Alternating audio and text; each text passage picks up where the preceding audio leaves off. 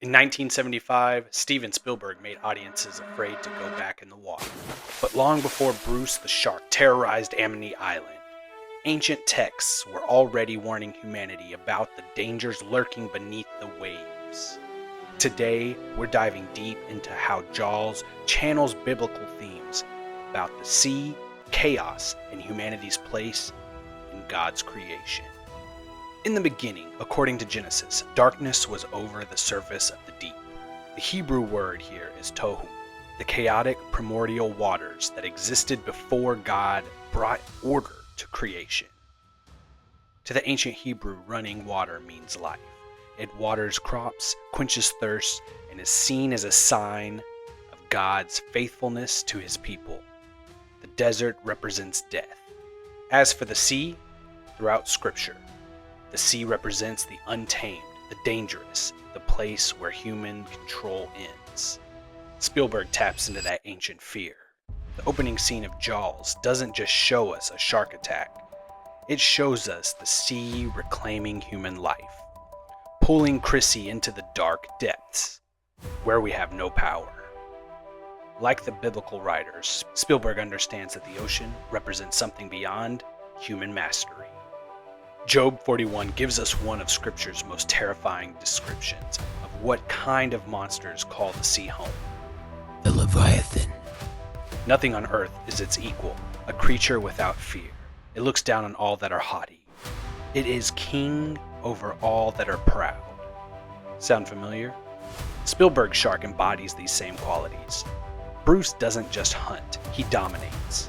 He's described as 25 feet of pure apex predator, moving through his domain with the same terrible majesty that Job's Leviathan expresses from his domain. But here's what's fascinating. In both texts, these creatures serve a purpose. Leviathan reminds humans of their limitations within God's creation. The shark in Jaws forces the characters and the audience to confront their own vulnerability and mortality.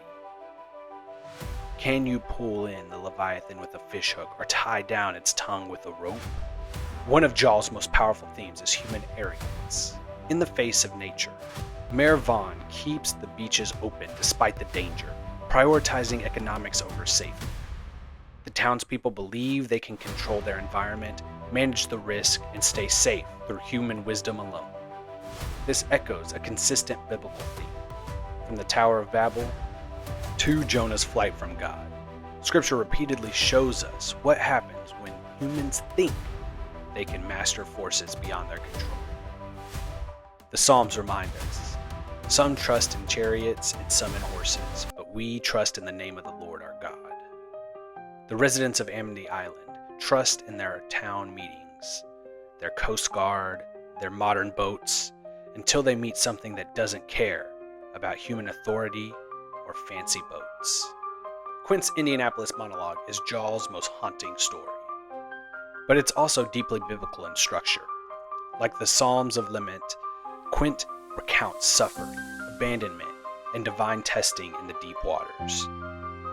So 1,100 men went into the water. 316 men came out. Sharks took the rest. This mirrors Psalm 107. Some went out to the sea in ships. They saw the works of the Lord, his wonderful deeds in the deep. He spoke and stirred up a tempest. Their courage melted away in their calamity. Quint's speech transforms him from a gruff shark hunter into a biblical figure, someone marked by an encounter with a terrible force from the deep. The most direct biblical parallel comes from when Quint meets his untimely end. Swallowed by a massive shark, he disappears into the beast's maw, just as Jonah was swallowed by a great fish. But while Jonah's story is about redemption and second chances, foreshadowing Christ's descent, Quint's fate is final. Spielberg gives us a terror of biblical proportions, without the divine mercy. It's Jonah without God's intervention, which makes it even more frightening. The difference reveals something crucial. Jaws operates in a world where humans must save themselves, where Chief Brody becomes the reluctant hero who must face the deep without the overtly divine protecting him. The film's climax places Chief Brody on the sinking orca alone, Surrounded by endless ocean, in this moment of ultimate vulnerability, he finds the courage to face the shark directly. While Jesus walked on water to show his mastery over chaos, Brody floats on wreckage, fully human, fully afraid, but determined to act. His final victory comes not from supernatural power, but from human courage and resourcefulness. Like a shepherd caring for his flock, Brody must protect his community back home. When the shark explodes and Brody swims to shore, it's his resurrection. Born again through the water, Spielberg has allowed this trial to shape him. He serves as a warning to all men about their inadequacies when facing the mighty forces of God's creation.